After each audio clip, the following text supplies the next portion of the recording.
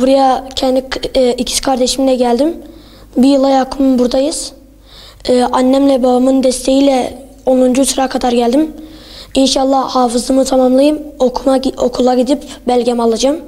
İnşallah Haziran'a yetişip belgemi alırım. Allah'ın kelamını okuyup daha iyi yerlere ulaşıyoruz.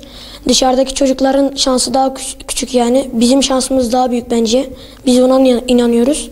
Hocalarımız da diyor sizin şansınız daha güzel. Biz de ona inandık. Zorlandığım sure Yusuf suresi aslında. Çok zor bir sure aslında yani. Kur'an'ı ezberleyen, hafız olan, belgesini alan ahirette anne babasına taç giydirilecek. Bu yüzden herkesin hafız olmasını bekliyorum. Hepinizi bekliyorum.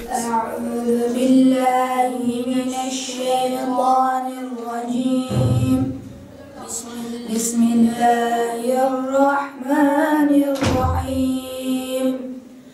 Ud'u ila sebili rabbike bil hikmeti vel mev'izatil haseneti ve cadilhum billeti hiye ahsen. İnne rabbeke huve a'lemu bimen dalle an sebilihi ve huve a'lemu bil muhtedin.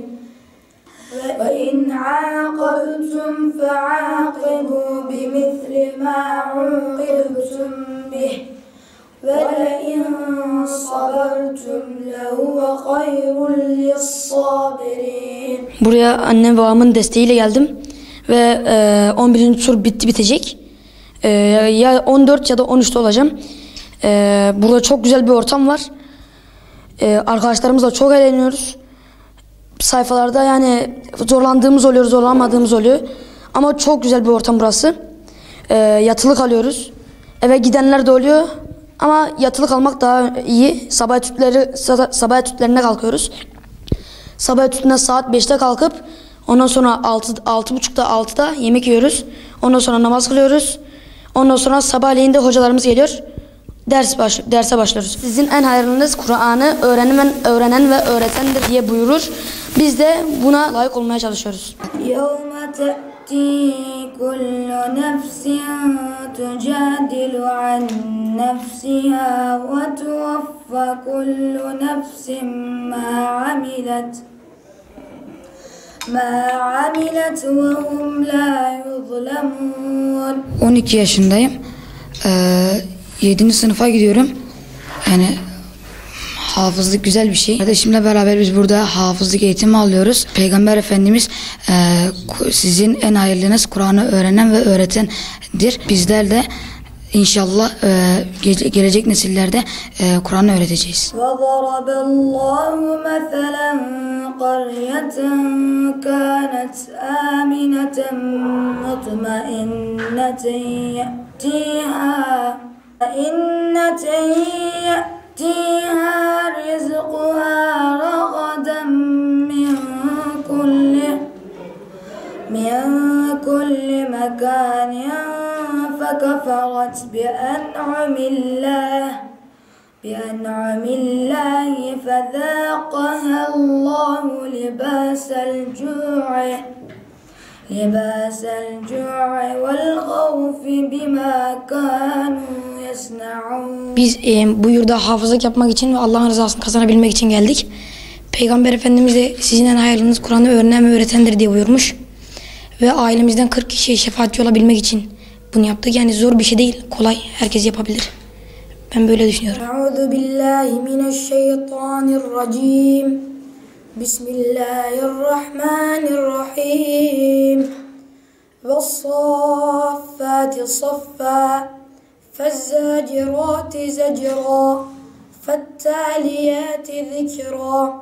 İnne ilâhekum levâhid.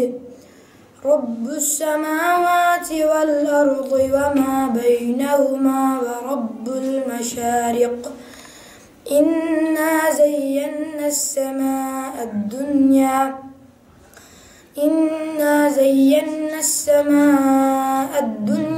bizinetinil kevakib. Elhamdülillah Rabbim her anne babaya evlatlarının hafızlığını, mürüvvetini görmek istediği gibi hafızlığını da görmek nasip etsin. Çünkü biz Müslümanların en büyük vazifesi Kur'an'ı okumak, anlamak, yaşamak, yaşatmaktır.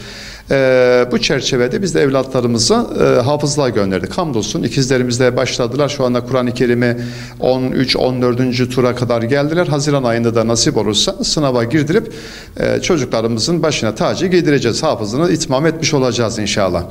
Tabii bir evladın anne babasına verebileceği en güzel hediyelerden bir tanesidir hafızlık. Euzubillahimineşşeytanirracim. Bismillahirrahmanirrahim. Ve's-saffâti saffâ. Fe'z-zâcirâti zecrâ. Fe't-tâliyâti zikrâ. İnne ilâhekum levâhid. Rabbü's-semâvâti vel-ardı ve mâ beynehumâ ve rabbul meşâriq. İnna zeyyennâ's semâ'ed